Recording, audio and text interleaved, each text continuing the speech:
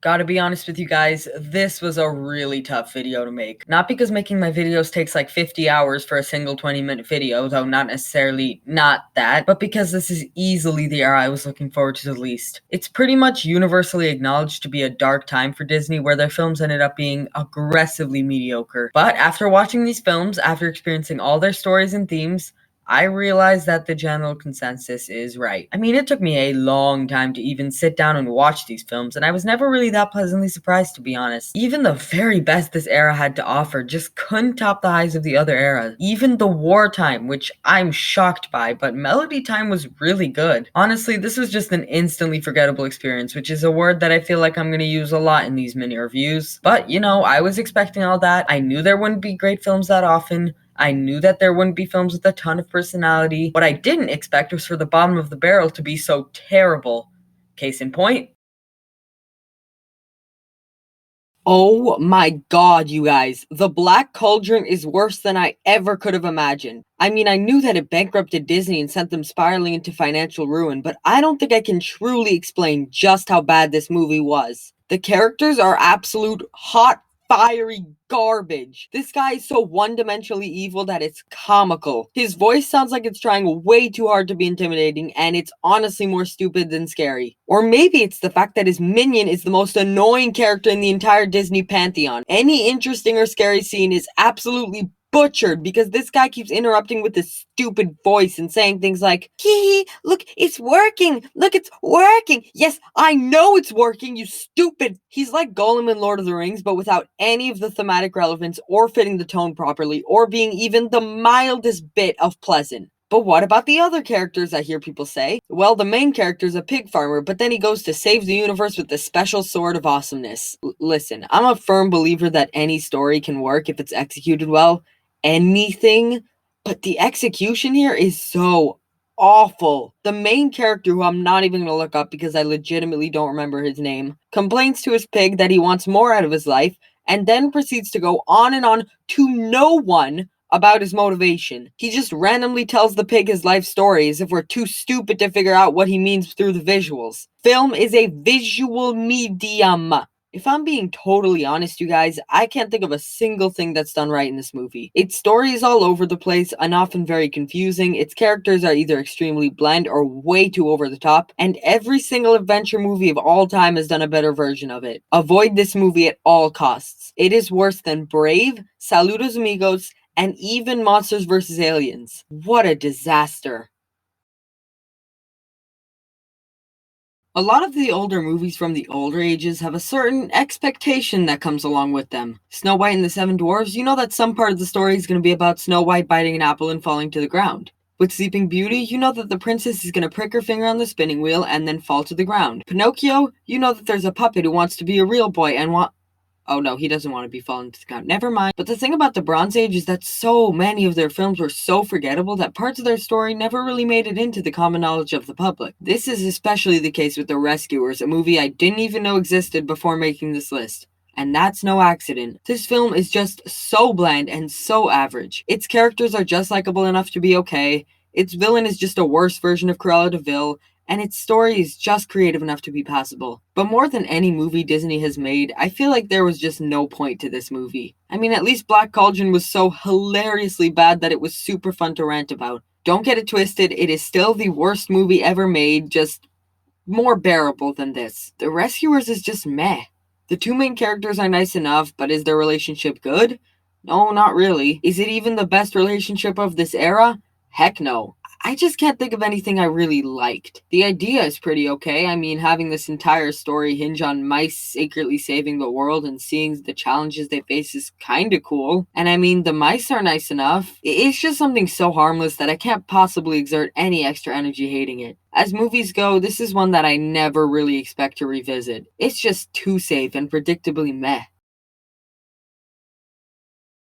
The Adventures of Winnie the Pooh is probably the hardest one to rank on this list, not only because this film is almost exclusively just a fun time killer and not much more, but also that it's pretty generic. Winnie the Pooh is probably one of the most classic characters of all time, so I was mildly excited to see him in a feature film, but I also knew that being a full 75-minute length would probably be a bit much. And no matter what I say about this movie, recognize that this is probably the best Winnie the Pooh was ever gonna get. And by that I mean a collection of shorts, each focusing on different characters at a time. I mean, I guess I could complain that all the shorts together never really lead to anything interesting, so it feels like there's just a handful of episodes hacked together, but it really doesn't matter. This is mostly just meant to be a lighthearted, feel-good time killer. I mean, were you really expecting for Winnie the Pooh to give you an emotional gut punch when his butt's too big to fit out of the rabbit's hole? Again, so many of these films aren't even terrible, they're just whatever, they happened. I'm probably never gonna think about them again until I do the inevitable tier list of all the Disney animated films. I guess I could talk about how the characters lack compelling drama, but honestly, if you don't know Christopher Robin and the gang, you're probably under the age of 6, in which case you don't care about character lacking compelling drama, mostly because you don't know what compelling means, or lacking, or drama. I guess Rabbit being peer pressured to bring Tigger back into the group was interesting. I don't know. Mixed. That's my review. Oh, you want specific details of what's mixed, right? Oh, sorry, my bad. So, this is basically an aimless movie. I don't really think that Oliver and Company is that good overall. The dogs are okay, I guess. The main guy's good, but there's not really many dogs outside of that are even decent. This guy's joke is that he's serious. One of them has a Mexican accent. The rest are just kind of forgettable. There's just nothing going on here to be even mildly noteworthy. The emotional beats are okay. The story's okay. Everything is pretty much okay. I guess it has a little bit of style, but it really doesn't work for two reasons. First, Billy Joel's booming vocals don't jive at all with the very cool jazzy dogs or the slightly intimidating villain or the dopey human. It just does not work in the same way Phil Collins didn't work in Tarzan. I get that people like when they can hear artists that they know instead of new voices and new songs, but it really hurts the movie from a filmmaking perspective. I mean, in Tarzan, the emotional beats are conveyed by a third-party narrator and not the actual characters. This is something that persists all throughout the Renaissance films. As much as I think the Renaissance is the best era by quite a bit, unless the wartime really blows me away, a lot of the songs are sung by other characters and not the main characters. Now, sometimes this doesn't matter because the emotion is coming from a feeling or a theme, like in Circle of Life. If this was sung by a character, I truly believe it would have butchered the emotional pull of that scene. But other songs like Prince Ali could have been sung by Aladdin himself. Yes, the genie of course is fun, but I would have liked to see if Aladdin could take one verse and really showcase how he's becoming more superficial, not true, which is a key conflict. It would have been great to see snarky lines from him. Or like in Kiss the Girl from The Little Mermaid, Sebastian kind of felt like he was forcing them together. Now, this doesn't really matter that much because the characters have fantastic chemistry unlike some other songs that I know of, but it's still disappointing. Oh, I'm sorry, was this review supposed to be about Oliver and Company? Huh. Well, like I said, it's really forgettable. Moving on. Okay, so Robin Hood is fine. As a movie, it's fine. But it kind of really upsets me in more ways than one. I think it's really overshadowed by that one excellent arrow sequence and Robin Hood's fun personality. Reminds me of another movie with an arrow sequence that's good and literally nothing else. Please stop defending it. It's such a messy story. I'm not really a fan of a lot of the slapstick, and there is a lot of that in this movie. And a ton of the scenery felt like it could have had a much better score. I mean, these films generally have pretty great music, but the quiet orchestral songs that were coming out of this movie did not work for me at first. And neither did the movie as a whole, really. There's nothing that hooked me about any of the characters. The scenery had been done much better in Disney products from this era, and a lot of the dialogue wasn't working for me at all. But after we get through the mundane setup, there's actually quite a bit to like. The scene where they all try to break the animals out of prison was surprisingly intense, and it definitely had a scary tone, with the sheriff being a relentless guard. But therein lies another major problem that upsets me with this film.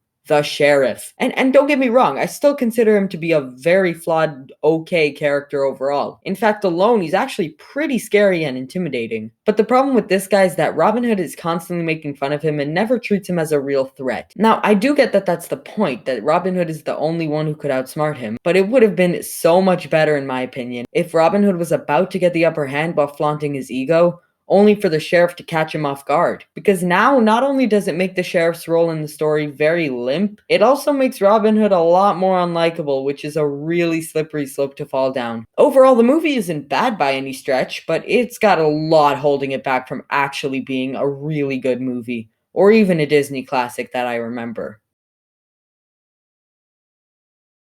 Don't freak out that this is this low on the list, guys. I don't hate it, it's not bad, but it's not really good either. But let's start with the positives of The Great Mouse Detective, because there's more than the typical Bronze Age film. The villain is amazing. I love literally every scene he's in, and he's definitely one of the best Disney villains, if we exclude the Renaissance. Anyway, he just has such a sly way of talking, and yet he's super intimidating when he needs to be. If you watch this movie specifically for his scenes, I would honestly get it. The way this movie was made was also surprisingly fantastic. I mean, all the editing and scores really set the mood of a very interesting detective story, even if it wasn't really an interesting detective story. It really helped bring me into the movie. A couple of the songs were also pretty great, but this movie isn't exempt from all the problems I've talked about before. It still has terrible characters, cliches that are way overused, and the style this movie brings is pretty much non existent. I mean, it's trying with these songs, but the rest of the movie is just so standard. There's not a memorable scene that doesn't have a villain because nothing really hits you. The feel is constantly changing because the movie keeps jumping around to new locations, making the film feel really tonally inconsistent. But honestly, the worst part about this movie is just how interesting the setup was, as weird as that is to say. It could have been such a great mystery, but instead it was sadly unimpressive. It definitely has things going for it, but I don't get how this can be called a Disney classic, especially since there's better in this era. Much better. Yep, this is honestly how bad this era is, that we had to get to the top two to get to the films that I actually enjoyed. That's honestly pretty sad. Fox and the Hound is a really cute, character driven platonic love story about a fox and a hound, as the title so subtly expresses. There are so many surprisingly emotional moments in this film, like Todd the fox hurting Copper, the hound's dog friend, and then hearing him yell at Todd. Todd being super happy to see Copper come home, only for him to say that they can't hang out because it isn't like the old times. Or just Copper and Todd's interactions in the second half. I just love all of these adorable moments in the last half. And while they are just fleeting moments, which prevents this movie from being truly great, those individual moments lead me to caring about these characters more than anyone else in the Bronze Age. Everyone is super reasonable and likable, but I especially love Todd. He's put in such an unfair position when Copper comes back from hunting dog. The moments where the film focuses on this very unique conflict is when the film gets great. However, a lot of the setup is unfortunately not very good, because without the dramatic story element of Todd really wanting Copper to come back and then feeling betrayed, the film fills itself with padding just as bland and as boring as the other films we've talked about. The cute moments are still there, but a feature film can't live off of these moments. It has to have strong elements all throughout. A lot of these films have so much padding that they end up being really uncomfortable to sit through, even if you have those isolated moments that are good. I think this is why people hate Illumination so much, especially nowadays. Like, the first two Despicable Me's had pretty focused narratives for the most part, but the rest of their films are literally just padding. Secret Life of Pets is basically just padding for the entire movie. The Lorax has a scene where fish and bears are trying to save this guy from dying in a waterfall. And that's kinda what this film felt like sometimes. Still, I would theoretically watch this again if someone really wanted to see it with me. It just wouldn't be my first pick is all. The Aristocats is exactly what I was looking for in this era. A solid film with actual personality that's also well made. Why has this been so difficult? Now, I'm not going to deny my biases here, so let's just get this out of the way. I am a real sucker for movies with a lot of flair and style. It's why I love Princess and the Frog, and it's why Kung Fu Panda 2 is the best DreamWorks film ever, don't at me. But unlike certain other films that think having style and flair is enough so they don't need to add anything to the movie, The Aristocats is actually a good movie, even ignoring the personality it brings to the table. Right off the bat, the fact that this movie has a rich, pampered cat that doesn't end up being a pompous jerk who learns the error of her ways is a really good sign that this movie doesn't play into cliches. She's instead portrayed as someone who simply doesn't know how alley cats act. That's way more interesting than her being snobbish in the beginning at first, and then learning that the true meaning of Christmas is being connected with others and all those dumb cliched lines that I've heard way too many times, because that was honestly my biggest fear going in. This arc also works because she gets paired with the perfect example of an alley cat, Thomas O'Malley. They have fantastic chemistry, and I love literally everything to do with this character. There's also some great songs thrown into the mix that add a ton of jazz and style to the film, but a particular note needs to be made of Everybody Wants to Be a Cat. Not only is it a really catchy song that I cannot stop listening to, but it totally adds to the character arc of Duchess learning about the alley cats. Now, Duchess never really completes her arc in a satisfying way, other than that fantastic scene by the window. And the scene where we meet the other cats is genuinely harder to watch than the Indian scene from Peter Pan, but it was just a good time. Well, that was the Bronze Age. The only question I have now about this terrible era is, was it better than the wartime? Wartime had some really bad stuff, just like this, but it had a few good movies. I have to give credit where it's due. Here there were two, and the rest were pretty much unwatchable. Like, I can't even express with words just how boring these movies were. I had to watch them in increments, sometimes up to 6 times for one movie. I can't call them terrible because they didn't really do anything noteworthy, good or bad. Although I will say that the Aristocats and The Fox and the Hound were pleasant watches. Not great watches, but pleasant. But now let's take a look at the post-Renaissance, something I'm pretty excited to visit. No one really talks about them, but there are some good movies in there. It's got a wide variety of films ranging from Lilo and Stitch to Brother Bear, which I haven't seen yet, but everyone tells me it's like Brave, so doesn't exactly inspire confidence. Oh well, it's Disney, and even the worst eras have a couple I like. Let's see how it goes in 10 to 12 months.